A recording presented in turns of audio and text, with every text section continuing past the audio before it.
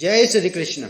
नमस्कार दोस्तों, स्वागत है आप सभी का हमारे चैनल भक्ति ज्ञान में। दोस्तों, आज मैं आपको फाल्गुन कृष्ण गणेश संकष्टी चतुर्थी व्रत की कथा सुना रहा हूँ, जिसमें हम सुनेंगे विष्णु शर्मा नामक ब्राह्मण की कथा। पार्वती जी पूछती हैं कि हे गजानन, फाल्गुन कृष्ण चतुर्थी को गणेश जी की पूजा कैसे करनी चाहिए? इस महीने में किस नाम से पूजन होता है और आहार में क्या ग्रहण करना चाहिए? गणेश जी ने कहा, हे माता, फाल्गुन चतुर्थी को हेरम्ब नाम से गणेश जी की पूजा करनी चाहिए। इस पूजा का विधान पूर्वोक्त रूप से है। इस दिन खीर में कनेर के फूल मिलाकर गुलाबांस की लकड़ी से हवन करना चाहिए। विद्वानों का मत है कि आहार में घी और चीनी लें। इससे संबंधित एक पूर्व काल का इतिहास सुनाता हूँ। युधिष्ठिर के प्रश्न के उत्तर में जैसा श्री कृष्ण जी ने कहा था उसे मैं सुनाता हूँ। श्री कृष्ण जी ने कहा कि प्राचीन काल में युवनाश्व नामक एक राजा हुए थे। वे धर्मात्मा, उदार, दाता, देवताओं एवं ब्राह्मणों का पूजक था। उस राजा के राज में विष्णु शर्मा नामक एक तपस्वी ब्राह्मण रहते थे। वे वेद वेत्ता एवं धर्म शास्त्रज्ञ थे। उनके 7 पुत्र हुए, जो सभी धन धान्य से समृद्ध थे, परंतु पारस्परिक कलह के कारण सब अलग होकर रहने लगे। विष्णु शर्मा प्रत्येक पुत्र के घर में क्रमशः एक एक दिन भोजन करते थे। बहुत दिन बीतने के बाद वे बूढ़े होकर कमजोर हो गए। वृद्धता के कारण उनकी सभी बहुएं अनादर करने लगीं। वे तिरस्कृत होकर रोते रहते थे। एक समय की बात है कि विष्णु शर्मा गणेश चतुर्थी व्रत रहकर अपनी बड़ी पुत्र वधू के घर गए। उस ब्राह्मण ने कहा कि हे बहुरानी, आज गणेश जी का व्रत है, तुम पूजन की सामग्री जुटा दो। गणेश जी प्रसन्न होकर प्रचुर धन देंगे। अपने ससुर की बात सुनकर बहू कर्कश स्वर में बोली, हे दादाजी, मुझे घर के कामों से ही फुर्सत नहीं है, फिर उन झमेलों में पड़ने का कहाँ अवकाश है। हे ससुर जी, आप हमेशा ही कोई ना कोई नाटक रचते हैं। आज गणेश जी का बहाना लेकर आप पहुँचे। मैं गणेश व्रत नहीं जानती हूँ और ना गणेश जी को ही। आप यहाँ से खिसकिए। इस प्रकार बहू की झिगड़ी सुनकर वह 6 बहू के घर बारी बारी से गए, परंतु सभी ने वैसी ही बात कही। सभी जगहों से अपमानित होकर वह कृशकाय ब्राह्मण बहुत ही दुखी हुआ। इसके बाद वह छोटी बहू के घर जाकर बैठ गया। छोटी बहू बहुत ही धनीहीन थी। वह संकोच में पड़कर कहने लगा। ब्राह्मण ने कहा कि अरे बहू रानी, अब मैं कहाँ जाऊं? 6 बहुओं ने फटकार दिया। तुम्हारे यहाँ तो व्रत की सामग्री एकत्रित करने का कोई साधन नहीं दिख रहा है। मैं स्वयं बहुत वृद्ध हूँ। हे कल्याणी बहू, मैं बार बार सोचता हूँ कि इस व्रत से सिद्धि मिलेगी और सभी कष्टों का अंत होगा। अपने ससुर की बात सुनकर छोटी बहू कहने लगी। बहू ने कहा, हे दादाजी, आप इतने दुखी क्यों हो रहे हैं? आप अपनी इच्छा के अनुसार व्रत कीजिए। मैं भी आपके साथ संकट नाशक व्रत को करूंगी। इससे हमारे दुखों का निवारण होगा। इतना कहकर छोटी बहू घर के बाहर जाकर भिक्षा मांग लाई।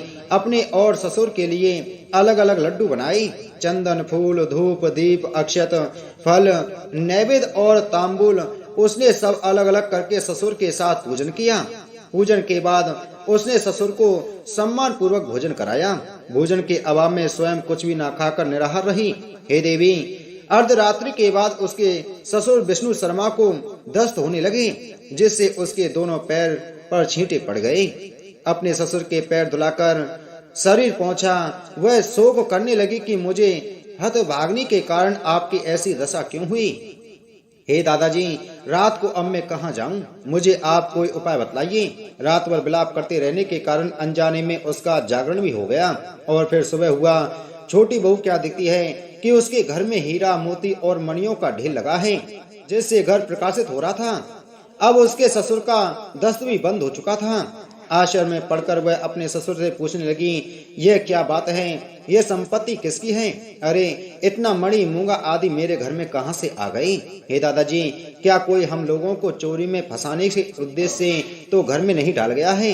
पतोह की बात सुनकर ब्राह्मण कहने लगा कि कल्याणी, यह सब तुम्हारी श्रद्धा का फल है। तुम्हारी भक्ति से गणेश जी तुम पर प्रसन्न हो गए हैं। इस व्रत के प्रभाव से ही गणेश जी ने तुम्हें इतनी संपत्ति दी है। बहू कहने लगी कि हे दादाजी, आप धन्य हैं। आपकी कृपा से ही गणेश जी प्रसन्न हुए हैं। मेरी दरिद्रता दूर हुई, घर में अतुल संपत्ति आई और आपकी कृपा से भी धन्य हुई। इस प्रकार वह ससुर से बार बार कहने लगी। अब छोटी बहू के घर में अपार संपत्ति देखकर अन्य सभी बहुओं के क्रोध की सीमा न रही। उन्होंने कहा कि बूढ़े ने अपने संपूर्ण संचित धन को दे डाला है। बंधुओं के पारस्परिक कलह को देखकर विष्णु शर्मा डरकर कहने लगे कि इसमें मेरा कोई दोष नहीं है, केवल इस व्रत के प्रभाव से गणेश जी ने प्रसन्न होकर छोटी बहू को दिए ही गणेश जी ने कुबेर जैसी संपत्ति प्रदान की है। हे बहुओं, मैंने पहले तुम्हारे घर जाकर व्रतानुष्ठान का अनुरोध किया था, परंतु तुम लोगों ने मुझे दुत्कार दिया। छोटी बहू ने भिक्षा मांगकर पूजन सामग्री जुटाई। इसके करने से गणेश जी ने प्रसन्न होकर संपत्ति प्रदान की है।